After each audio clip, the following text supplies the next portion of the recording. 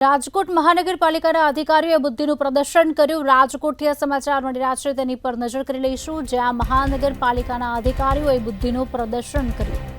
આપને જણાવી દઈએ સમાચાર, જેમાં કાલાવડ રોડ પરના ઓવરબ્રિજની નીચે ગેમ ઝોન બનવા જઈ રહ્યું છે, ત્યારે રાજકોટ મહાનગરપાલિકા દ્વારા આ ગેમ ઝોન બનાવવામાં આવી રહ્યું છે। બંને બાજુ ટ્રાફિકથી ધમધમતો રોડ અને વચ્ચે ગેમ ઝોન।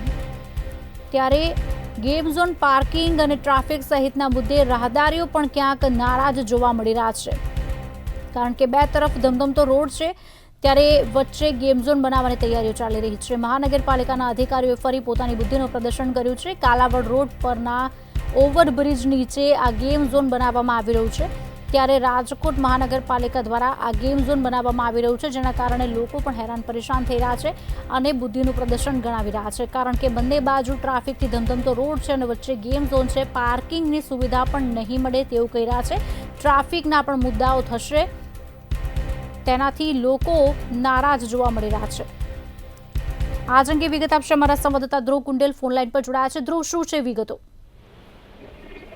હા, ચોક્કસથી રાજકોટ મહાનગરપાલિકા દ્વારા ઓવરબ્રિજની નીચે ગેમ ઝોન બનાવવામાં આવી રહ્યું છે, ત્યારે આને જ લઈને હાલ અત્યારે સવાલો ઉભા થઈ રહ્યા છે।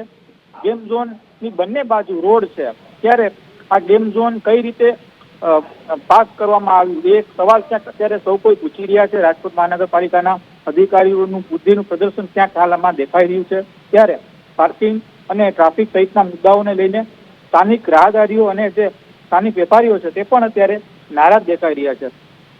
ગેમ ઝોન નો પ્રોજેક્ટ કઈ રીતે પાસ કર્યો તે એક આશ્ચર્યનો વિષય છે, આવું લોકો અત્યારે કહી રહ્યા છે। ત્યારે રાજકોટના કાળા રોડ પર આવેલું આ જે ઓવરબ્રિજ છે તેની નીચે જ ગેમ ઝોન બનાવવામાં આવી રહ્યું છે, ત્યારે આ ગેમ ઝોનમાં રમવા આવતા જે યુવાનો છે, જે વિદ્યાર્થીઓ છે, તે કઈ રીતે રોડ ક્રોસ કરશે અને રોડ ક્રોસ કરતી વખતે જો કોઈ અકસ્માત સર્જાય છે તો તેની જવાબદારી કોણ લેશે, આ એક મુખ્ય સવાલ ક્યાંક સૌ કોઈ પૂછી રહ્યું છે। ખાસ તો રાજકોટ મહાનગરપાલિકા આને જ લઈને ક્યાંક બચાવમાં આવ્યું છે। આ ગેમ ઝોન થી કોઈ પણ પ્રકારનું કહી શકાય કે અકસ્માત નહીં સર્જાય, આવી એક વાત ક્યાંક રાજકોટ મહાનગરપાલિકાના સ્ટેન્ડિંગ કમિટીના ચેરમેન કરી રહ્યા છે।